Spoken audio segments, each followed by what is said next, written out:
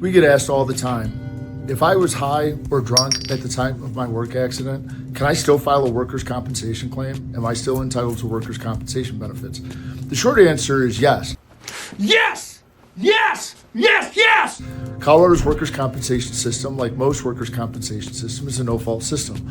And so long as you were at work on the job, performing job functions when you were hurt, even if you were drunk and high, you're still entitled to benefits. Where being drunk and high at the time of the accident can impact you is it can impact the type of benefits you may or may not be entitled to and how much or at what rate those benefits will be paid.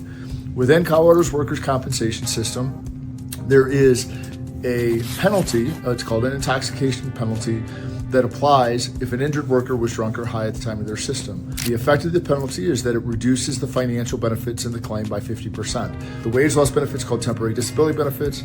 Once you get to the end of the claim, the final compensation called permanent disability benefits, both reduce 50%. The second place it can impact you is that a lot of employers will have anti-drug use policies or policies that say that you can't be drunk or high at the job site.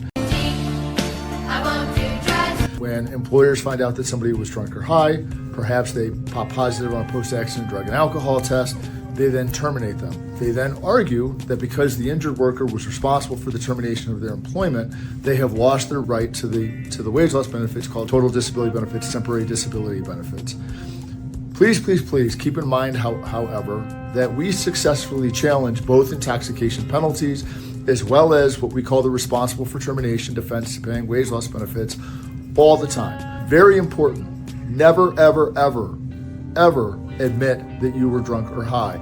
For one, they may not know. A lot of people get subjected to post-accident drug tests where they get tested when they end up in an ER or a hospital or whatever, but not always. I would say a significant majority of our clients are never tested after their accident. Even for those that are, and they get a positive post-accident drug test, those things can be challenged. There's all kinds of requirements in our statute about how employers are supposed to handle those tests and that they have to have a second sample that's available for testing. They screw it up all the time. You won't know that when you get hurt, so don't admit to anything. When you show up at work and they're saying you're being fired for being drunk or high and they want you to sign the statement about your termination, don't do it. Talk to an attorney, figure out what your rights are, let them handle it for you.